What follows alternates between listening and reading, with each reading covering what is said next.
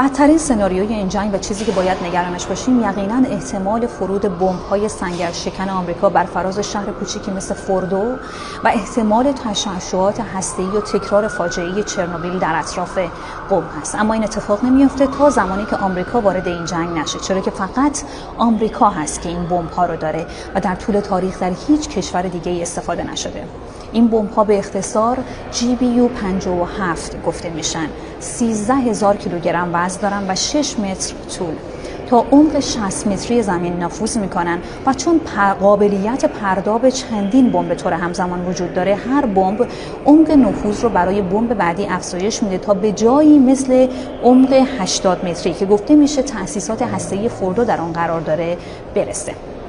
اما در مورد فوردو چی میدونیم؟ فوردو بزرگترین نه دومین تأسیسات هسته‌ای بزرگ جمهوری اسلامی بعد از نتنز هست و البته تنها جایی که گفته میشه اورانیوم غنی شده بالای 60%، یعنی میزان لازم برای ساخت بمب اتم در اون وجود داره. این تأسیسات اگرچه گفته میشه در سال 2006 راه اندازی شده، اما در سال 2009 کشف شد. قابلیت و ظرفیت نگهداری 3000 سانتریفیوژ رو داره و در نزدیکی قم و در عمق 80 متری زمین و در دل کوهستان قرار داره.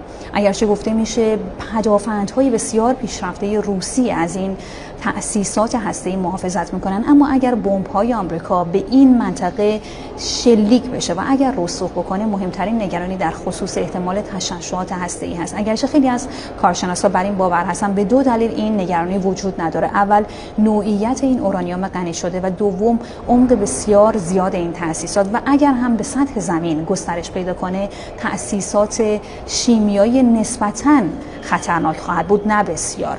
با این حال باید هشدارهای تخلیه را جدی بگیرد و امیدوار بود که قبل از هر گونه اقدام نظامی علیه این تأسیسات اطلاع رسانی بشه.